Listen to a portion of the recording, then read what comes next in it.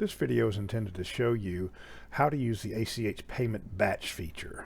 This assumes that you have already set up vendors and banks and that you are familiar with the process of creating vendor payments in the ACH utility.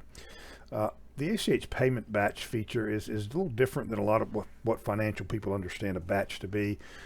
This really is just used to quickly and easily get back to a group of invoices that you want to work with together for some reason. A lot of people use this to have a manager approve their payments prior to making those actual payments, okay? But you can use it for whatever is need be. You'll notice that I've filtered it for my due date. My AP is very old on this particular database, so I've filtered it so I only see invoices that are prior to that. So what I would do first, if I'm ready to create a batch, I'm going to select a couple of invoices that I want to pay. I'll select these three here. We'll go down and select this one from Central Steel, these two from J&J International, and a couple down here from this US vendor. So we've got several of them here that we're ready to pay. If I were ready to make these payments and I needed to get my manager's approval, what I would do is add a batch. I'd click this button right here. Then I'd give the batch a name. For example, I'd call it payment 02024 0624. And then I'm going to save that. So it tells me my batch was created and I'm ready to go. You'll notice here's my batch down here. If I click that like right there, these are the invoices that I selected for payment. So what I would do now is most likely create a payment report. You don't have to, but you can. So I could create a payment report. I would export this to say PDF, perhaps. It's going to tell me it's going to do that.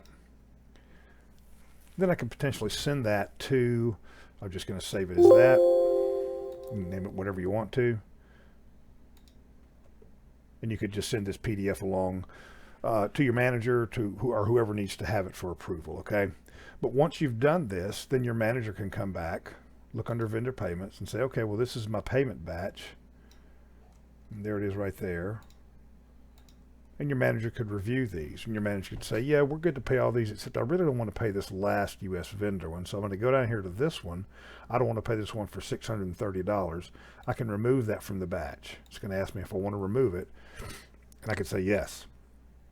I could also say we also need to pay another some other invoices on this batch too. In fact, I want to pay this Chicago heat treat. I'm going to add this, and I'm going to add this to my selected batch. So you notice I've got that batch that I just created selected. I could tell it, yeah, go ahead and add that to my batch, and you'll see that it's added it to that batch. So if I load that batch back up, you'll see now that Chicago heat has been added to it. So once your manager has come in here and approved it, your manager could then notify you and say, hey, I've made some modifications to that batch that you had, but it's ready for payment. And then, of course, you could just come back in here. You, as the person who's ready to execute the payment, could come back in here, load that batch up, just select it here from this list, load the batch up, and then just create your payment as you always have. I hope this has helped you understand batches a little bit more. There's more information in the help file that you can access here. If you look under payment batches, vendor payments, vendor payment batches, you'll see there's a little more information about it here, okay? We've also got some features coming up that will allow you to automatically email your manager and say, hey, approve this batch, and your manager will come back in, and once your manager actually approves that batch, it would alert you via email and say your manager has approved this batch and it's ready for payment. That feature's upcoming in a future release, but should be ready in about a month or so.